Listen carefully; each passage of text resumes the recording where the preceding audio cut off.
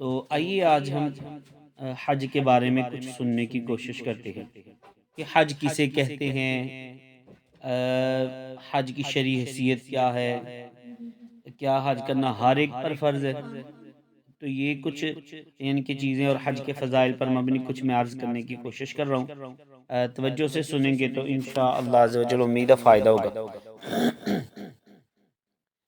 حج جو ہے، حج نام ہے احرام باندھ کر 9 ذی الحجہ کو میدان عرفات میں ٹھہرنے اور کعبہ معظمہ کا طواف۔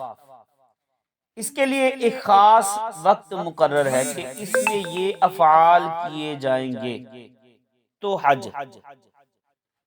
تو یہ جو میدان عرفات ہے یہ منی سے تقریباً 11 کلومیٹر دور ایک میدان ہے جہاں 9 ذی الحجہ کو تمام حاجی صاحبان جمع ہوتے ہیں۔ تو یہ میدان عرفات جو ہے یہ تقریباً منی سے تقریباً 11 کلومیٹر دور ہے، اور حج کرنا یہ فرض ہے، لیکن ہر ایک پر فرض نہیں ہے۔ کس پر فرض ہے؟ بلکہ ان لوگوں پر فرض ہے جو اس کی استطاعت رکھتے ہیں، جیسا کہ فرمان باری تعالیٰ ہے۔ اللہ پاک ارشاد فرماتا ہے وَلِلَّهِ عَلَى النَّاسِ حِجُّ الْبَيْتِ مَنِ اسْتَطَاعَ إِلَيْهِ سَبِيلًا، کہ اللہ کے لیے لوگوں پر اس گھر کا حج کرنا ہے جو اس تک چل سکے۔ اگر کوئی شخص صاحب استطاعت ہو تو کیا اس پر ہر سال حج کرنا فرض ہوگا؟ نہیں، حج صرف زندگی میں ایک بار فرض ہے۔ جب ایک بار حج کر لیا تو اب ہر سال استطاعت کے باوجود حج فرض نہیں ہوگا۔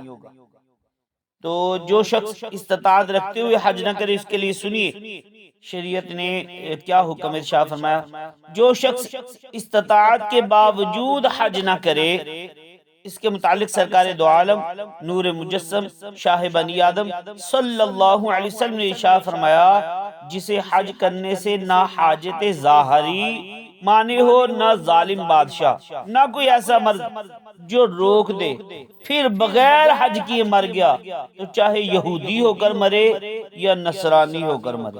اللہ اکبر۔ تو یہ جو ہے حج 9 ہجری میں فرض ہوا، اس کی فرضیت قطعی ہے، اور جو اس کی فرضیت کا انکار کرے کافر ہے۔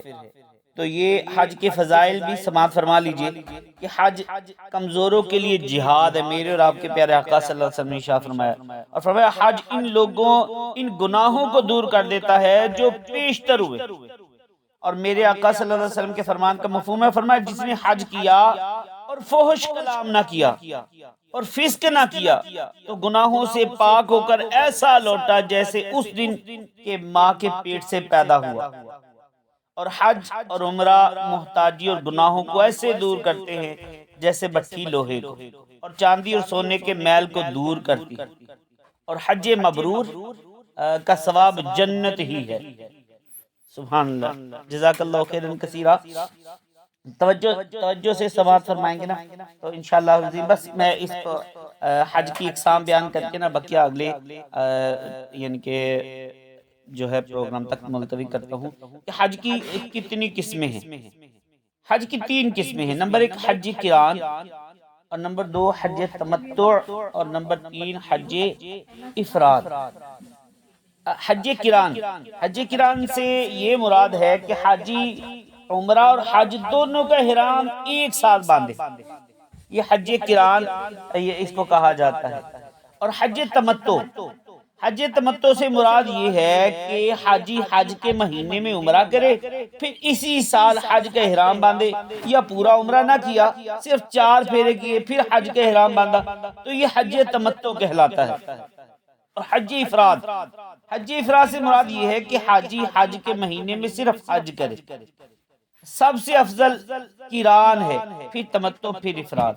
تو یہ حج کی کچھ اقسام ہیں جو میں نے ابھی بیان کر دی۔ انشاءاللہ عز و جل حج کے مہینے اور جو ہے تاریخیں وغیرہ ان کے لیے دوبارہ اللہ پاک نے مجھے توفیق دی، موقع ملا تو میں آپ کی بارگاہ میں کچھ عرض کرنے کی کوشش کروں گا۔